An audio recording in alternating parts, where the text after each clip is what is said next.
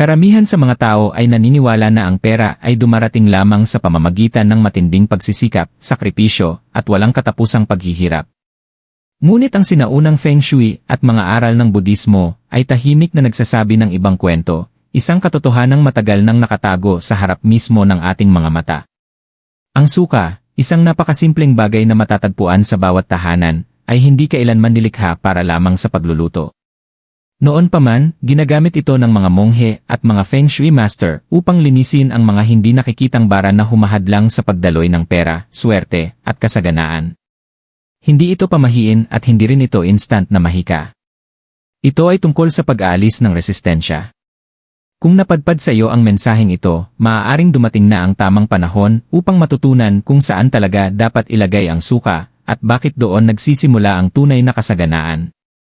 Kung pinapanood mo ang video na ito ngayon, unawain mo ito, walang kahit anong bahagi nito ang aksidente. Sa Feng Shui at pilosopiyang Budista, ang kayamanan ay hindi isang bagay na hinahabol natin. Ito ay dumadaloy kapag naalis ang mga hadlang.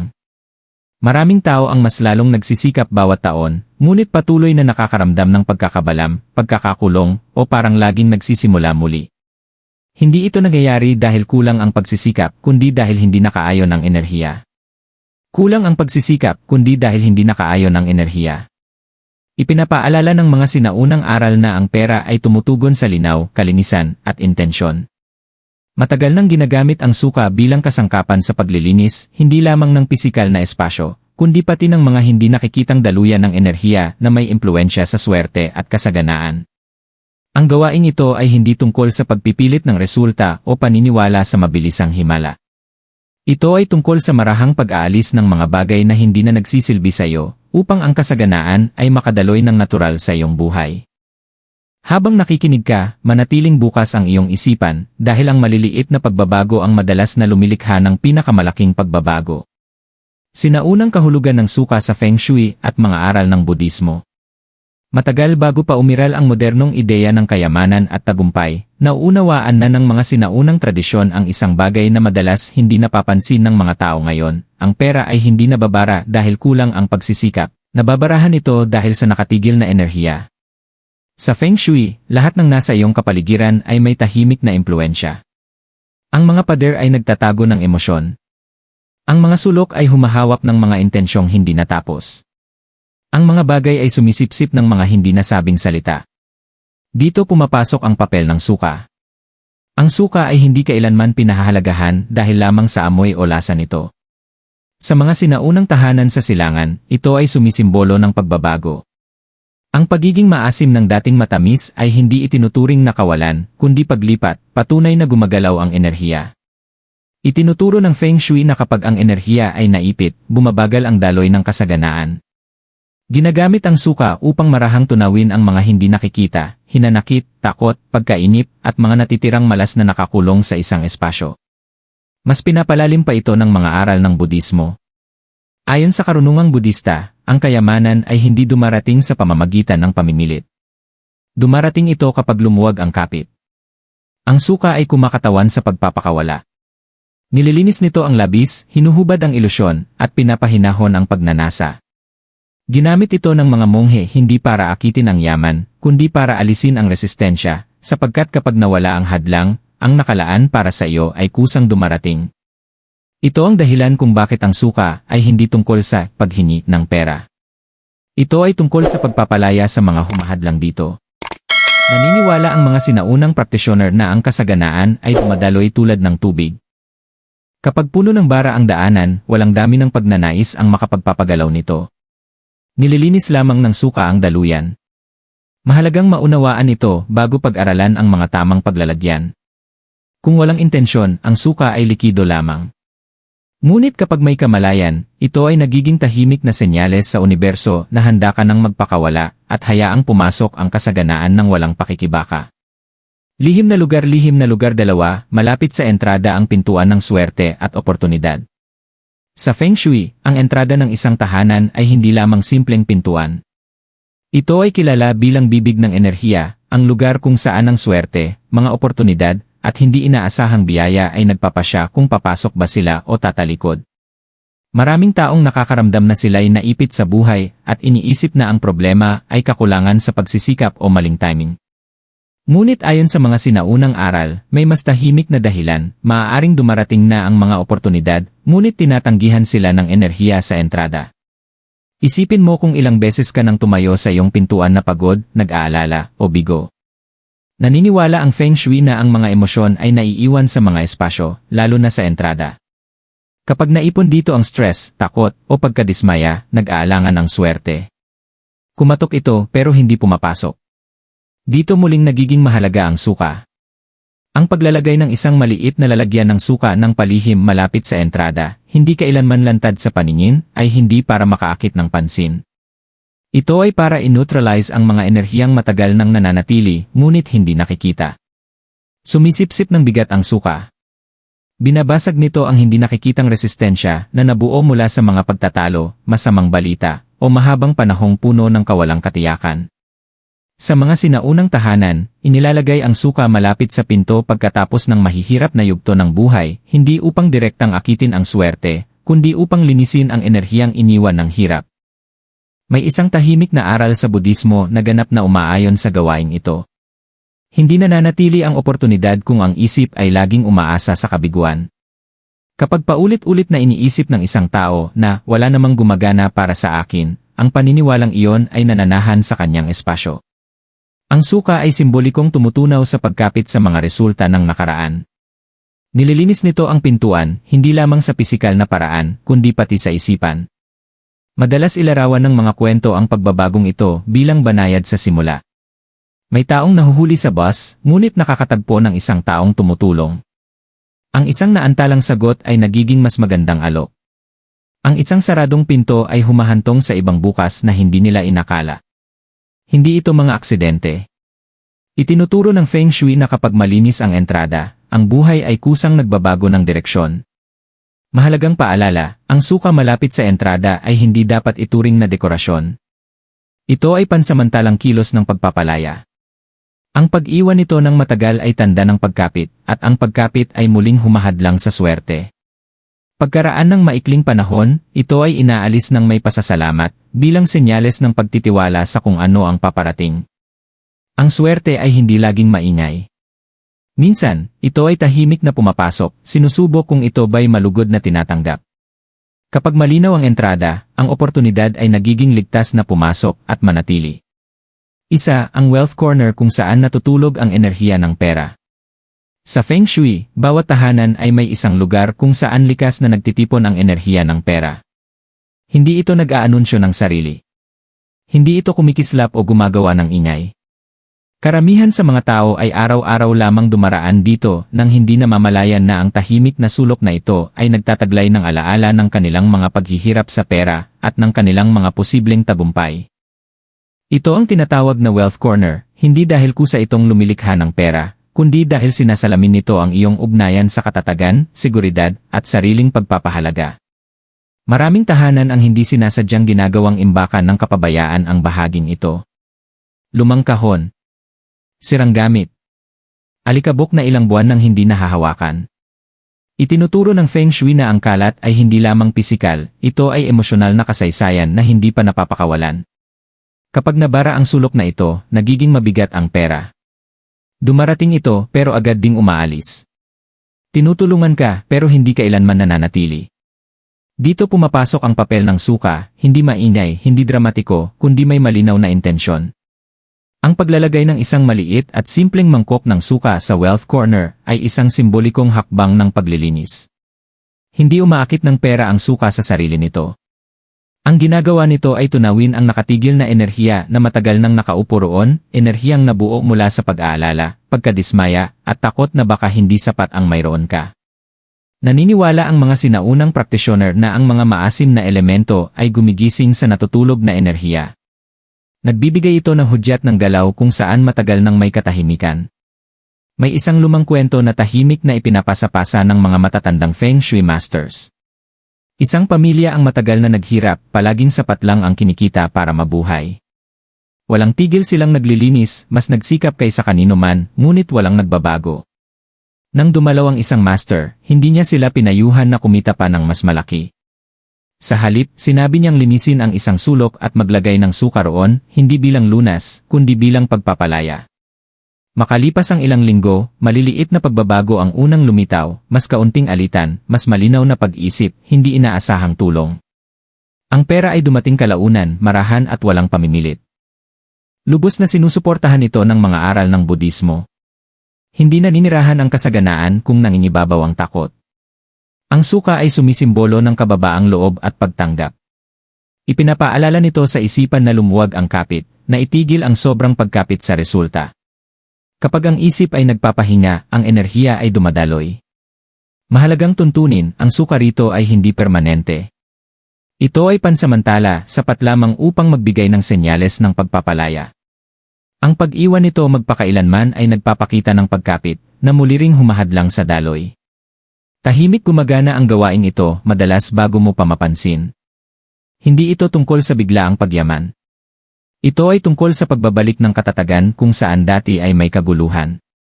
At kapag dumating ang katatagan, ang kasaganaan ay nagiging ligtas na manatili.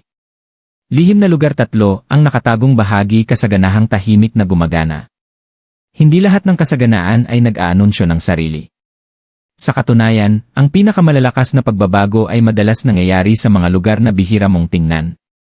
Itinuturo ng Feng Shui na ang mga nakatagong bahagi ng tahanan, mga drawer, kabinet, imbakan, o tahimik na sulok ay kumakatawan sa subconscious mind. Dito tahimik na naninirahan ang mga hindi pa naayos na paniniwala tungkol sa pera. Kahit pa positibo ang sinasabi mo tungkol sa yaman, ang mga nakatagong lugar na ito ang naglalantad ng tunay mong inaasahan.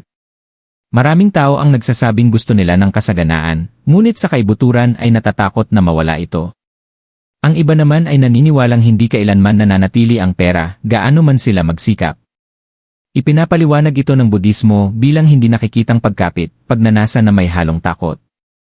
Ang ganitong panloob na kontradiksyon ay lumilikha ng tahimik na hadlang, isang balakid na hindi kayang alisin ng pagsisikap lamang. Ito ang dahilan kung bakit ang suka ay inilalagay sa isang nakatagong lugar. Hindi tulad ng wealth corner o ng entrada, ang paglalagyan na ito ay hindi kailanman tungkol sa pagiging nakikita. Ito ay tungkol sa malinaw na intensyon. Ang isang maliit na mangkok ng suka na inilagay sa loob ng kabinet, sa ilalim ng lababo, o sa isang tahimik na imbakan ay sumisimbolo ng kahandaang pakawalan ang mga resistensyang nasa subconscious.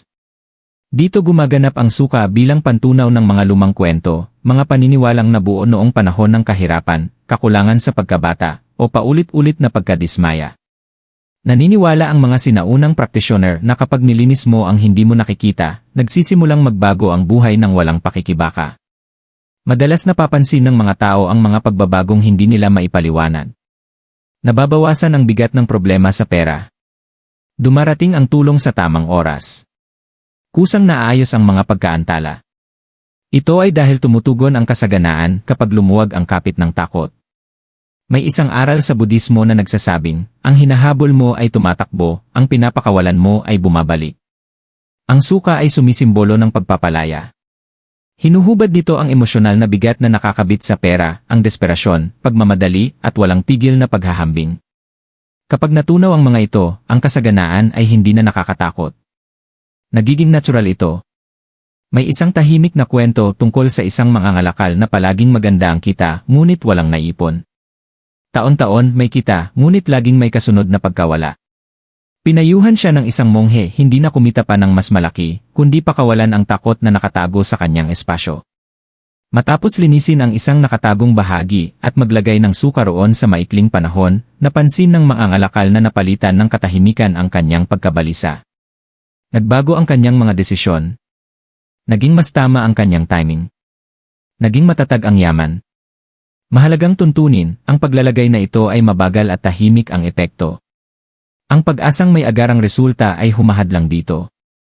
Ang suka sa bahaging ito ay dapat alisin ng marahan matapos ang maikling panahon, nang may pasasalamat, hindi pag-aabang. Ang pasasalamat ang nagsasara ng pagpapalaya.